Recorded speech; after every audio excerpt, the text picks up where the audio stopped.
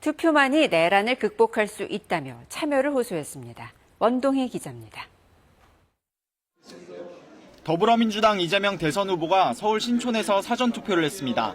청년들과 함께 투표를 한 이 후보는 내란 극복을 위한 투표에 동참해달라고 호소했습니다. 대한민국이 청년의 시대로 다시 되돌아갈 수 있게 해야 되고 이번 대선이 그 출발점이 됐으면 좋겠다는 소망으로 함께했습니다. 이후 스타트업 육성 간담회에 참석해 연구개발 예산 확대와 규제 합리화 방안을 논의했습니다. 오후에는 서울 송파와 서초 관악 등 강남권 집중 유세에 나섭니다. 이에 앞서 이 후보는 기후에너지부를 신설해 탄소 중립에 초석을 놓겠다는 구상을 밝혔습니다.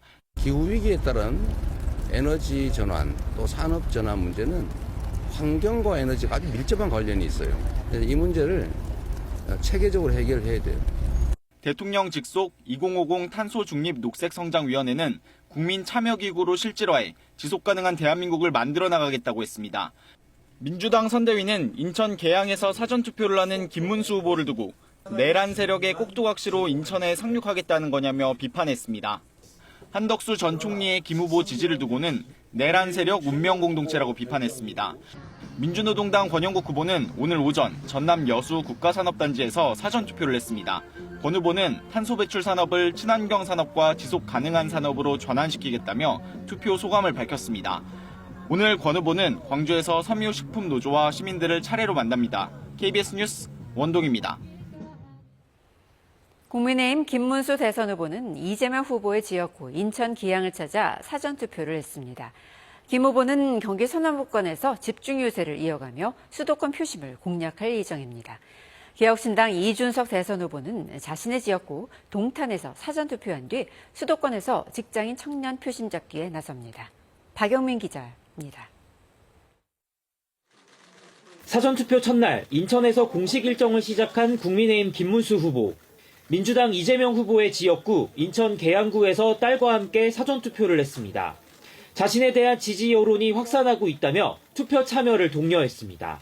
위기를 극복하고 경제도 어려움을 벗어나기 위해서는 김문수가 필요하지 않겠나 이런 여론이 확산되고 있는데 결과는 저는 잘 될 것이라고 확신을 하고 있습니다. 투표에 앞서 6.25 전쟁 당시 인천 상륙작전을 이끈 메가더 장군 동상을 참배했습니다. 한미동맹과 주한미군의 중요성을 강조하며 인천 상륙작전처럼 선거 판세를 뒤집겠다고 강조했습니다. 이재명 후보가 당선되면 독재국가가 될 거라며 국민이 투표로 막아달라고 호소했습니다. 국민이 졸고 있으면 방탄 괴물 독재국가로 가고 국민이 깨어 있으면 세계 최고의 자유롭고 민주적인 국가, 잘 사는 나라를 만들 수 있다. 특히 이 후보를 겨냥해 불통, 먹통보다 위험한 총통형 권력이 등장했다며 자신은 국민, 여야 지도부, 언론과 만남을 정례화하는 등 소통형 대통령이 되겠다고 약속했습니다. 개혁신당 이준석 후보는 자신의 지역구 경기 화성에서 사전투표를 했습니다. 동탄의 기적을 다시 만들어달라며 사전투표 참여를 독려했습니다. 가장 정치 변화에 그런 열정을 보여준 선거구였고 이번에도 정치 교체, 세대 교체, 시대 교체를 이뤄내겠다는 마음으로 이준석 후보는 이어 IT 업종 종사자들이 많은 경기 성남 테크노밸리를 찾아 산책 유세를 진행했습니다. 이후 서울에서 대학생들과 만남을 갖고 퇴근길 종로 집중 유세를 펼치며 지지를 호소할 예정입니다. KBS 뉴스 박영민입니다. 개혁신당 이준석 대선 후보가 지난 3차 TV 토론 당시 여성의 신체와 관련된 문구를 인용해 논란이 된 것과 관련해 해당 표현은 이재명 후보의 장남 이모 씨가 인터넷 커뮤니티에 직접 올린 글의 순화된 버전이라고 강조했습니다. 이 후보는 오늘 국회에서 긴급 기자회견을 열고 이미 사실관계는 확인됐다며 이같이 밝혔습니다.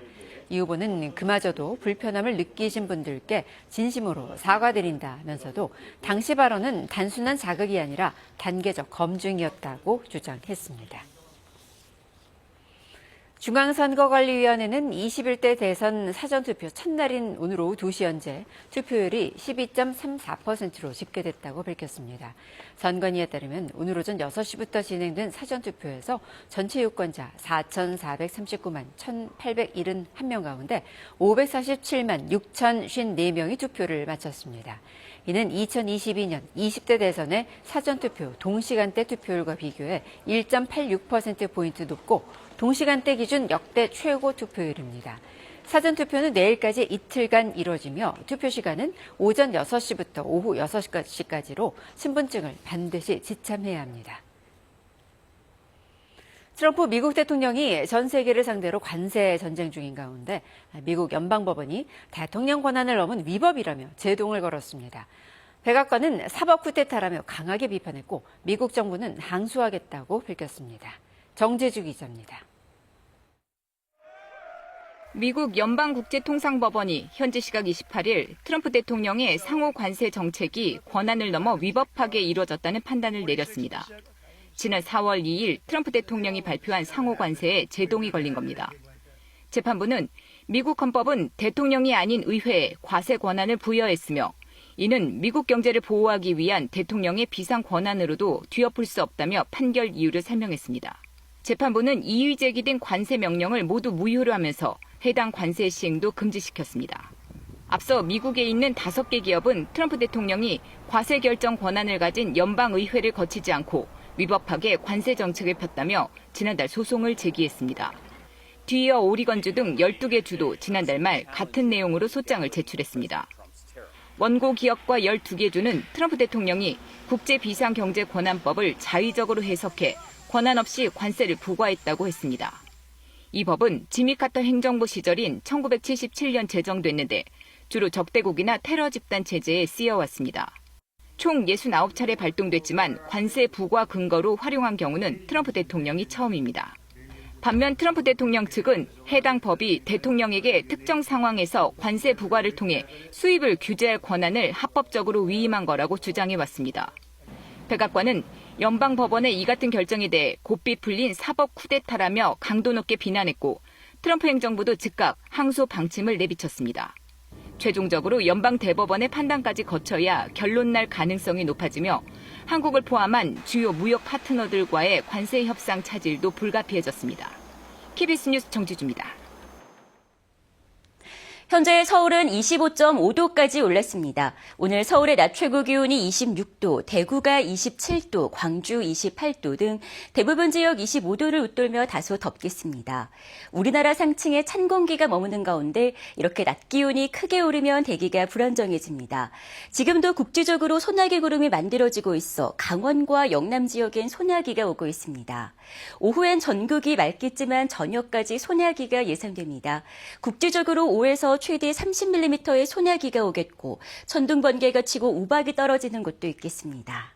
낮 기온은 춘천이 26도, 대전 27도, 부산 23도로 어제와 비슷하겠습니다. 바다의 물결은 남해 먼바다에서 2.5m로 비교적 높게 일겠고 당분간 해상엔 안개가 짙게 끼겠습니다. 내일은 서울의 낮 기온이 28도로 오늘보다 높겠고 주말 동안에도 한낮엔 30도 가까이 오르겠습니다. 기상정보였습니다. KBS 뉴스를 마칩니다. 시청해 주셔서 고맙습니다.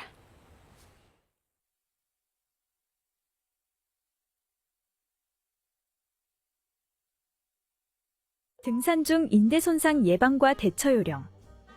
산행 지역의 정보를 확인하고 적합한 복장을 착용합니다. 목이 있는 등산화의 끈을 단단히 조여 착용합니다. 등산 중 접질렸다면 충분한 휴식을 취하며 부상 부위의 움직임을 최소화합니다. 차가운 물병 등을 손수건이나 여벌 옷으로 감싼 후 부상 부위에 약 10분간 냉찜질을 실시합니다. 통증이 심한 경우 등산 스틱, 손수건 등을 이용해 부목을 만들어 고정하고 119에 도움을 요청합니다.